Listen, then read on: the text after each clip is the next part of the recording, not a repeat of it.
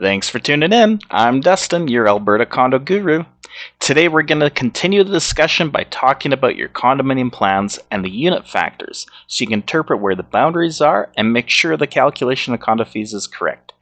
We aren't talking about construction drawings or permits today, but rather the survey plans that regulate or are referenced by the corporation's bylaws.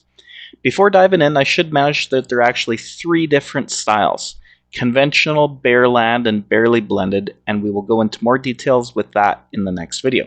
But today we're just going to talk about what is common to all condominium plans.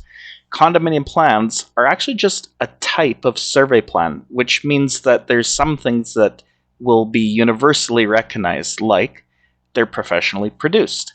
Only licensed Alberta land surveyors can make plans, and they have to use the methodologies approved by the Alberta land surveyors through the Manual of Standard Practice. Scale. The size of the drawings will always be proportional, so all the measurements are the same ratio from the drawing to real life dimension. Boundaries will be represented by lines and curves. The most common setup is going to be a thin or a dotted line for the outside of the building, thick solid lines for individual units, and thin solid lines for the property lines or right-of-ways. Make sure to consult the legend on the plan to get it right. On the word right-of-ways. Right-of-ways are areas within or crossing a plan that give a non-owner rights of access to the property. Now, these could be utility right-of-ways for pipes, wires, or sewers. These could be driveways or parking ramps as a shared access right-of-way, or even road windings where the city will eventually expropriate the land in order to enlarge a road. Sometimes they never take the land if the street never needs to be increased. Common property will be delineated on the plan, and if the surveyor is trying to be nice, they might have labeled them common property or CP for small areas. These could be the common hallways or stairs in an apartment-style building, or the exterior areas on the common property. Some condominium plans need to go 3 dimensions. So if there's a delineation vertically between 2 units, or maybe to show that the attic is not included in the unit, that's where you'll see the 3-dimensional renderings.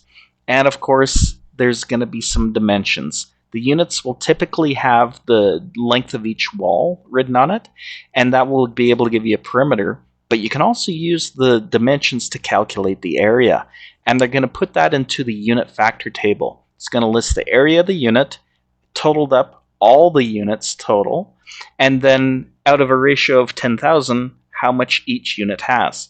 And that we're going to call the unit factor allocation for that unit. On the topic of unit factors, there's a simple formula that you use to calculate the condo fees.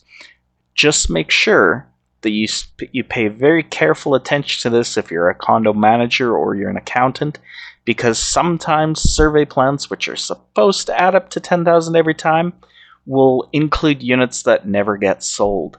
So I've seen this happen where there's been corporations where the total is actually 9,995 units because they have 5 unit factors left over, 1 for each building representing common property. It's a silly thing to do. It happened quite a few times. I don't think it's happening anymore. But once the unit factors are locked in, that's the number you're going to need to reference in the formula. So the formula goes: total number of unit factors owned divided by the total number of unit factors that are owned by everyone, and then multiply by the overall budget or special levy if that's what you're talking about.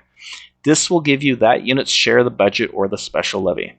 And don't forget, if the owner owns multiple units, like for instance, if the parking stalls are parking units or the storage lockers are storage units, the word unit means they're titled and they have their own unit factors. You're going to have to add those in as well. On a side note, some corporations actually use other mechanisms for funding besides just the unit factors.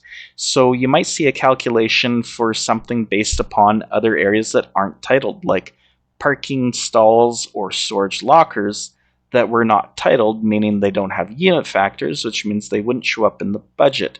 So you might have a separate mechanism for collecting revenue related to that. Next video, we'll dive back into those 3 types of plans and talk about the difference in how the rights and responsibilities are similar but different between them. And if you really don't want to miss it, I would really appreciate it if you subscribed. Thanks, and see you next time.